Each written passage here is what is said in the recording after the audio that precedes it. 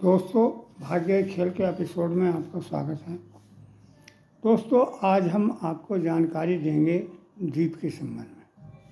तो द्वीप के जो है वो आपको जानकारी में होगा, जब किसी नदी की धारा दो हिस्सों में बटकर चलती है और बीच में टापू छोड़ जाती है तो उसको द्वीप कहते हैं। ये तो आप जानते ही हैं। इसी प्रकार समुद्र में भी लक्ष्मी द्वीप, कोंकण गोवा द्वीप और श्रीलंका, ये सभी समुद्र में द्वीप हैं।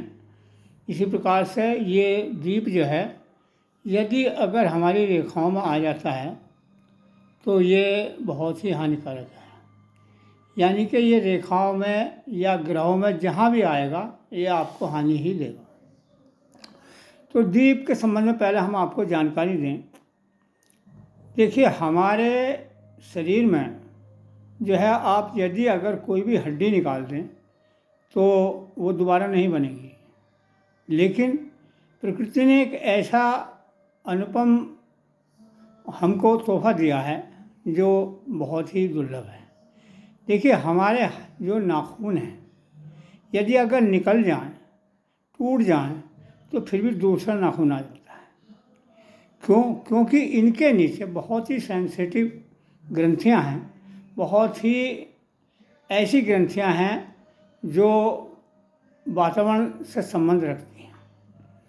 तो दोस्तों, हमारे शरीर में जो है, जो प्राकृतिक ऊर्जा है, वो इनके में जो नाखून के नीचे ग्रंथि हैं उन्हीं के द्वारा आती है, और ये आती है हमारी तर्जनी उंगली से।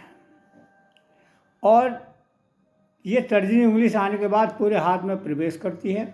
उसके बाद ये मणिबंध है, और मणिबंध इसीलिए होता है ताकि ये ऊर्जा जो है आपके शरीर में ना जाए, और ये रेखाओं से वापस होती हुई ये हमारी मध्यमा और अनामिका और कनिष्ठा के माध्यम से बाहर निकल जाती है।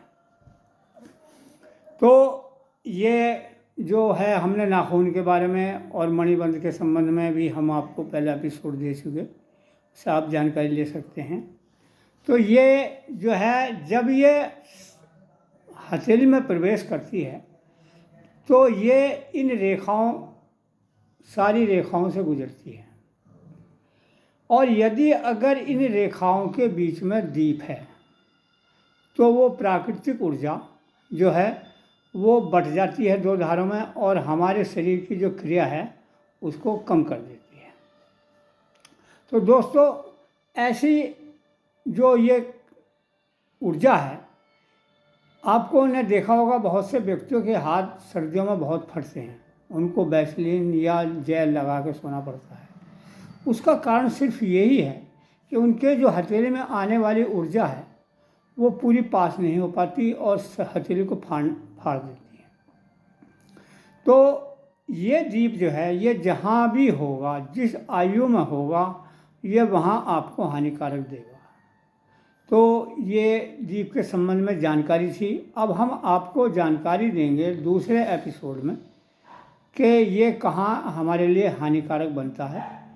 तो आज के एपिसोड में इतना ही। दोस्तों, आपसे गुजारिश है, आप हमारे चैनल को लाइक करें, सब्सक्राइब करें, ताकि हमारा ज्ञान आप तक पहुंच सके। क्योंकि नाचने वाले का पैर जो है वो जब ही उठता है जब उसके सामने भीड़ होती है। यदि अगर अकेला स्टेज पर खड़ा है तो वो नाच नहीं पाएगा। तो इसलिए हमारी आपसे गुजारिश है कि आप जहाँ तक हो सके हमारे चैनल को लाइक करें, सब्सक्राइब करें, अपने दोस्तों में शेयर करें। तो आपके लिए मेरी ओर से सभी शुभकामनाएं। धन्यवाद।